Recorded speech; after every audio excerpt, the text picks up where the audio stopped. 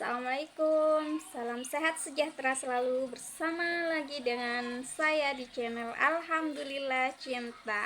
Masya Allah, tabarakallah. Oke guys, di sini kalian sudah familiar kan sama yang namanya teluh, santet, guna-guna atau semacamnya itu, atau mungkin sesuatu yang bersifat goib gitu, goib gak kasat mata gitu. Ya, itu emang benar adanya guys, dan sudah dijelaskan baik di dalam Al-Quran maupun di hadis sahih, bahkan ya di Tirmizi maupun Ibnu Majah dan juga Bukhari, dan banyak hadis-hadis besar yang apa istilahnya, yang menerangkan, meriwayatkan tentang adanya hal-hal tersebut. Oke, dan bagaimanakah hukum Islam menanggapi hal tersebut? Oke, ada di surat Al-Baqarah bahwasanya Allah itu melaknat, ya. Allah sungguh sangat melaknat orang-orang yang melakukan ilmu sihir, ya, seperti halnya kayak guna-guna, santet dan lain sebagainya. Itu Allah melaknatnya. Tidak boleh ya, tidak boleh kita memakai ilmu-ilmu yang seperti itu, mantra-mantra atau apapun itu. Dan kita juga harus bijak dan harus pandai ya, pilih-pilih kan. Kalau dulu pergi ke orang pintar dan lain-lain sebagainya, jangan kayak gitu yang benar.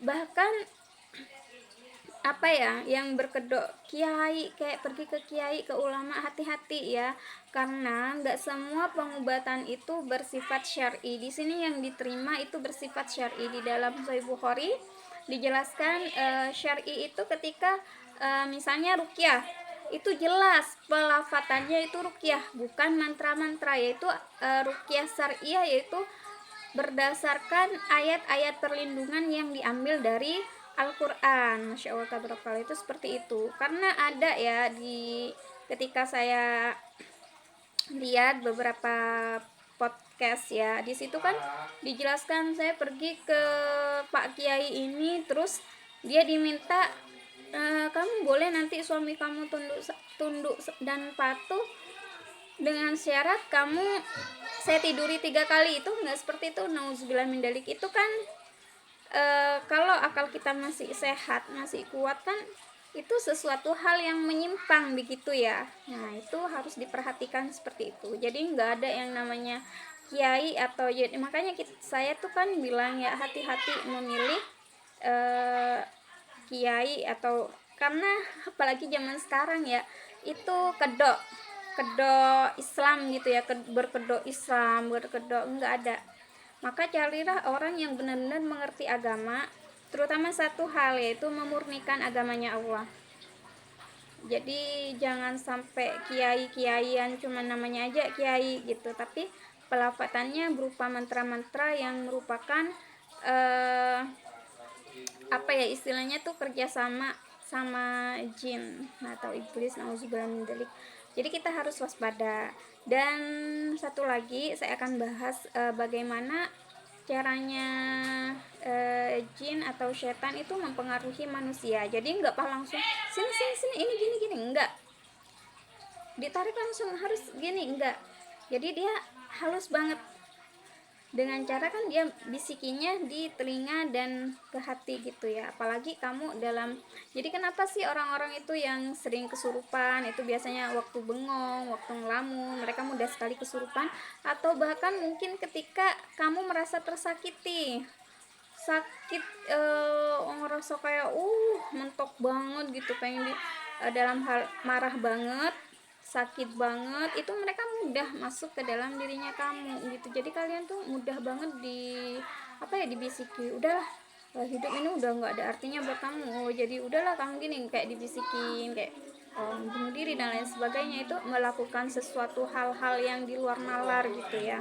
Jadi itu karena bisikan-bisikan. Dan bahkan kalau kamu sudah mulai terpengaruh subconscious, apa ya, alam bawah sadar kamu udah terpengaruh sama yang namanya jin atau setan ini, mereka dengan mudah akan menguasai tubuh kamu, raga kamu. Jadi dia akan mencari celah, cari lubang di mana saja sih yang bisa, maka dia akan masuk.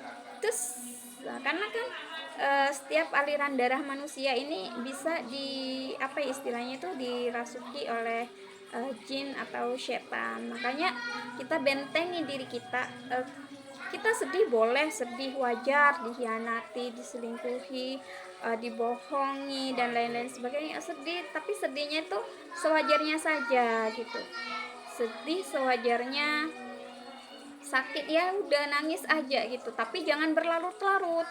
Sekarang nangis, besok lagi nangis, besoknya lagi nangis, besoknya lagi dongkol, marah, itu disukai sama mereka, jadi mereka merasa berhasil. Orang ini sedih melulu gitu, udah aku kuasai nih orang. Jangan seperti itu. Jadi ilmu tauhid sebelum kalian ruqyah ataupun mau kemanapun itu, bagi orang yang sering atau mudah kesurupan, yang pertama, satu kuncinya, hidup ini kan sudah Allah setting ya. Jadi pertama itu adalah penerimaan, menerima diri kita. Pertama kita cintai, sayangi dirimu, sayangi diri kita sendiri. Dengan cara apa kita menyayangi diri kita? Kita bersyukur, kita sayangi diri kita dengan cara apa? Memaafkan ya. Karena segala sesuatu itu nggak bakalan terjadi tanpa izinnya Allah gitu ya. Jadi kita maafkan, oh semua ini kan ini. Jadi katanya Allah apa? Orang yang paling mulia adalah orang yang memaafkan gitu ya. Kalau kalian ingin mendapatkan pengampunannya Allah, maghfirahnya Allah, maka ampuni juga dosa-dosa saudaramu gitu ya. Seperti halnya Allah turunkan firman kepada Nabi Ibrahim ya, Nabi Ibrahim, maaf, Abu Bakar ya, karena saudaranya yang sering dibantu sama Abu Bakar, dia memfitnah, ikut-ikutan memfitnah Aisyah. Terus dia bersumpah, aku nggak bakalan membantu kamu lagi, aku nggak bakalan, ya istilahnya karena saking dongkolnya. Jadi dia sampai menyebutkan sumpah. Lalu Allah menurunkan suatu surat, maaf ya saya dilupakan, ini saya belum siap, jadi itu ada di Al-Quran. Itu surat apa itu, kemarin pernah saya menerangkan hal itu. Allah langsung menurunkan surat,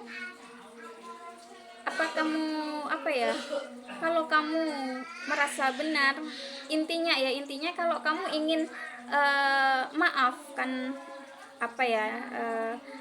meminta ampun padaku, maka ampuni juga, maafkan juga hamba-hambaku yang lain, seperti itu. Jadi forgiveness atau memaafkan itu adalah cara yang sangat ampuh. Karena apa? Itu menenteramkan hati kita. Itu cara kita untuk bersyukur, cara kita untuk menerima diri kita. Ketika kita sudah menerima keadaan kita bagaimanapun itu, ambil nafas ya. Yang kedua adalah latihan pernafasan guys ya. Jadi ambil nafas, tenangkan diri, setelah itu rilis, ikhlaskan semuanya, kayak sedonan method gitu ya. Iya, ikhlaskan semuanya, karena segala sesuatu itu pasti akan ada hikmah di balik itu semua.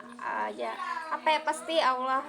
Jadi hal-hal yang negatif, kalau kamu adalah orang yang ngerti tauhid, orang yang benar-benar positif dan husnuzon billah, rasa sakit itu akan berkurang. Karena kamu sudah menerima, karena kamu sudah mencintai diri kamu. Ya ngapain aku sedih berlarut-larut ya, aku masih punya anak, punya ini dan lain sebagainya. Jadi kamu akan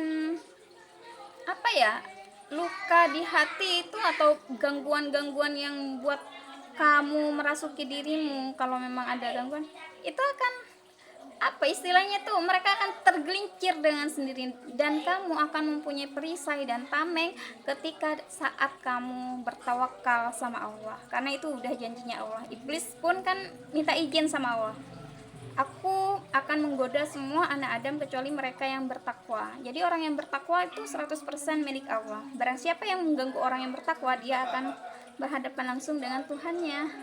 Semoga ini bermanfaat buat kalian semua. Wassalamualaikum warahmatullahi wabarakatuh.